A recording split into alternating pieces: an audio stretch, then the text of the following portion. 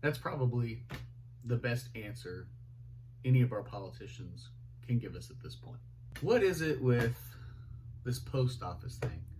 I guess there's all this worry of mail-in or voting in person. Here's the thing. It goes back to some of the beliefs I had during our quarantine times, which is, I guess you notice how illegal immigrants were allowed to come into the country to plant crops and do things that we Americans didn't want to do because it would pay too little. Bunch of bullcrap. Same thing's happening with like all this voter stuff. I feel like Democrats want free and cheap votes, and Republicans want free and cheap labor.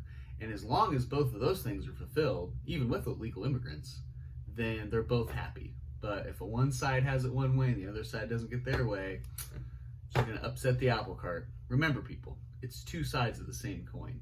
So this November, I'm starting a new campaign. I'm just going to say we vote nope. Or The Rock, because if you follow him on Instagram, he's unstoppable.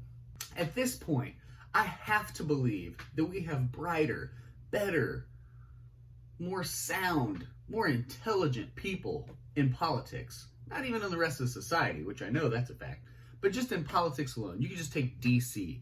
The current congressmen, senators, everybody who's in DC to represent us as Americans, there has to be a few amazing people in there. But they're probably just not a part of that big club who's friends with shady characters. Maybe that's why they needed people like Epstein, blackmail. On to something I've been meaning to talk about since I've brought this show back, is virtues. How about virtual signaling? Virtual signaling? Gosh. Like I said, language is hard in the mornings.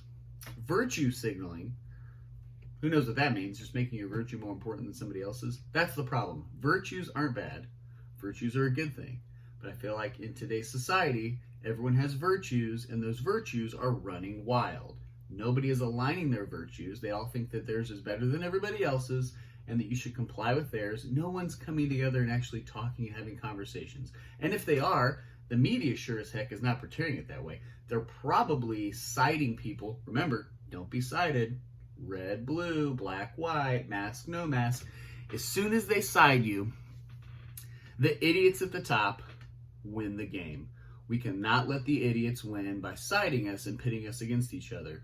Please come together. Please realize that your virtues are good, but that if you let them run wild, independent of each other, they're going to cause more damage than good. Here's something I was thinking about the other day. Most, not all, but most of our own problems are caused by us not doing our own inside work first before we do outside work with others. Think about it. Okay, most people hear something, snaps them. They don't think about it.